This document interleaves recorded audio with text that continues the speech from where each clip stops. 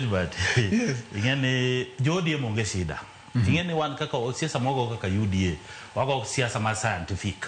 Yani wan wachoro pap, wago map, kaka map ringo to wago calculation, wago kwan. Kada mane by election ni, we were the only party. Wane party mane ni tallying center. Maringo moyo mara IBC. Ma ngato ko click kamato result donjo kaka donjo. Wan wasenge ngamadi yombo ahead. But gimame awacho ni ODM onge shida Nairobi. ODM no nedhi yombo kata mana Kariobangi.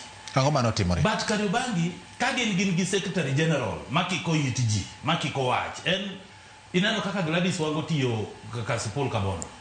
Jo Ahmad Nasir gi no tiyo Mombasa. En no miya mana Kariobangi ka secretary general mar ODM. Teno sa wacho ni onge gimiluongo ni broad base, onge candidate mar broad base.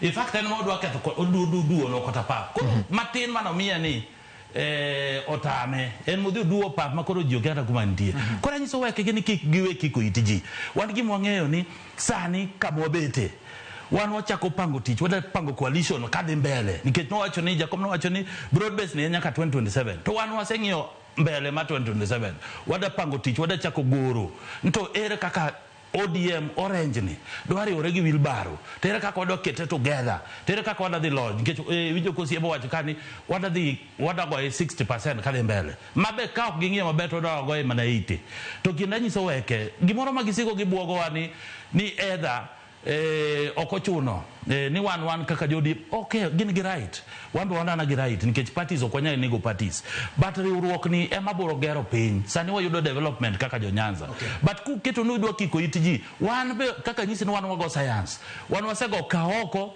gimedo wang'eyo gi kaka kura ringo 2027 ka ogidhi maber ni giketo itgi kaka gidwa keto itgi die joluo mabose ng'eyo giwe joluo be kata ka ji gore pile joluo be giwe retire lweny ni ji orwake tai ji bong'ia ni to ere kaka ginyalo kelo development gidwa keto ni every time ji dwa dhi e street ji dhi omo ng'e street. Okay, Viscount